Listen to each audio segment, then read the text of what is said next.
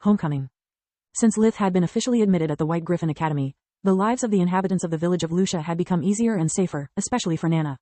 When news spread that the village was the birthplace of a mage, nobles had become friendlier, avoiding to break the law or cause any trouble.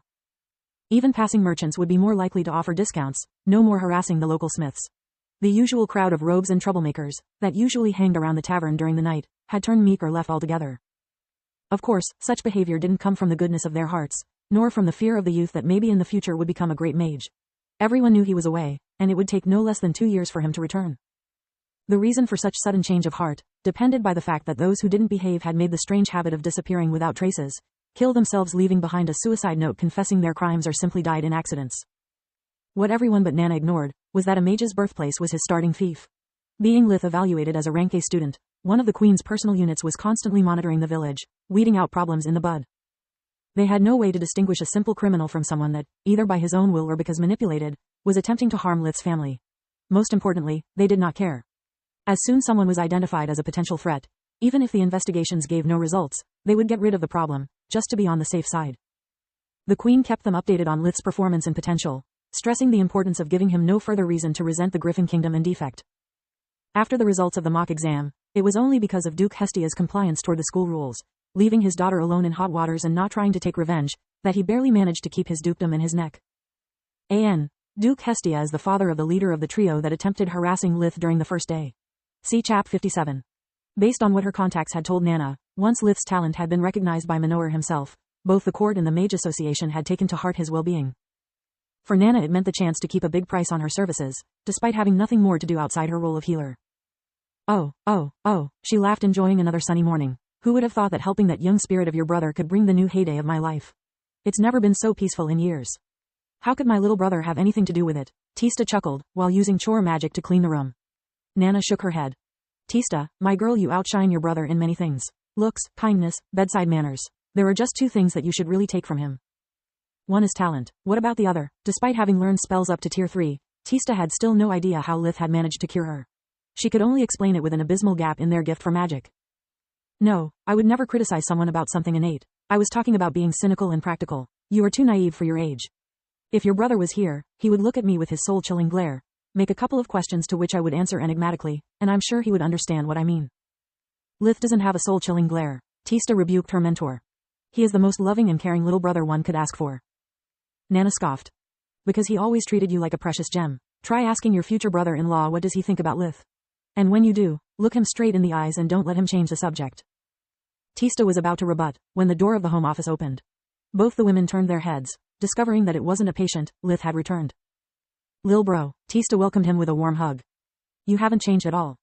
He held her tight, wishing he could kiss her on the head, but she was 7 centimeters, 3 inches, taller than him. I went away for a month, not a year. Or did you expect me to come back scarred from the battlefront?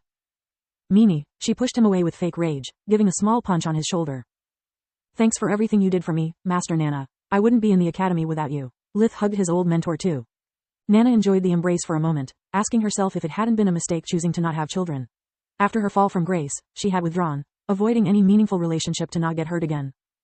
Maybe it was just the old age, or maybe hanging with those 2 little brats had cracked her armor.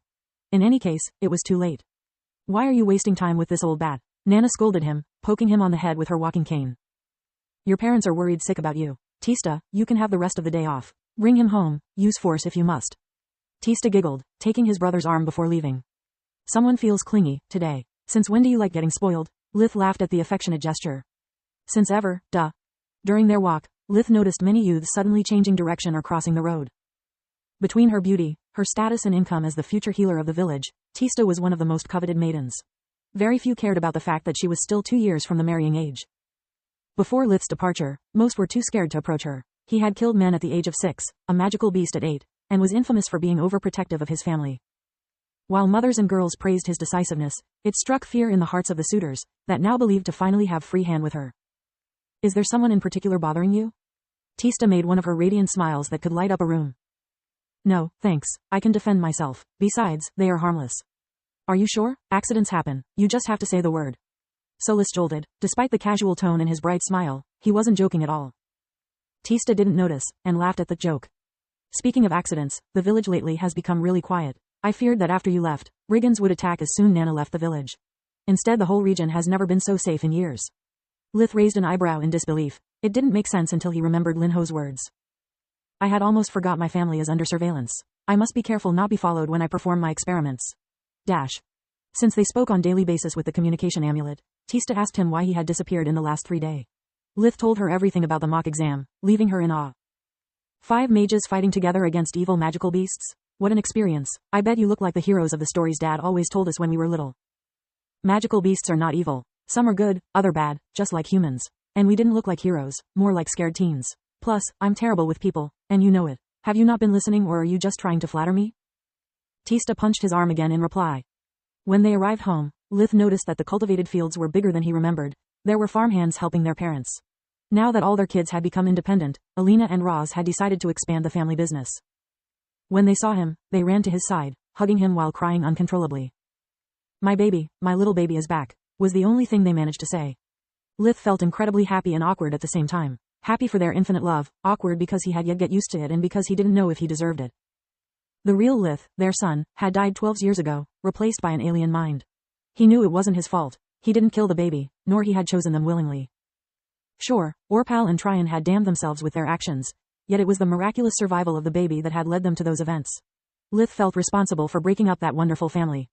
Aren't you forgetting something? Solis meddled with his train of thoughts. Without you, your mother could have died of childbirth. Remember how weak she was at the time. If she had been grief-stricken, she may have not survived, letting herself go without fighting. Not to mention that we don't know what would have happened. Orpal might as well started targeting Tista instead of you, and we both know how she wasn't able to stand up for herself. She could have died, either by illness or by your sick brother's hand. I can easily see him, teaching her a lesson resulting in her conditions getting worse. Sure, he would later apologize and realize his mistake, but I still think he would have gotten himself disowned. Did you somehow force him to say all those mean things to Tista, making her, your mother and Rena cry all the time? Did you manipulate him into sending those 5 goons to beat you to a pulp? No, it was all his doing, and he paid the price. It's much better having 2 healthy good children, instead of a hot-headed conceited a-shoal. The only way Orpal had to be happy was to be an only child. Knowing the human nature, Lith was prone to agree with her. Stealing a newborn food, his obsessive need for attentions, were all indicators of a twisted personality. Lith hadn't forgiven Orpal, nor felt sorry for him, only for his family. Feeling Tista's warm embrace, seeing her safe and happy, quickly dispelled the doubts that were clouding his mind. Saving a single Tista or Rena was worth killing 1,000 Orpals.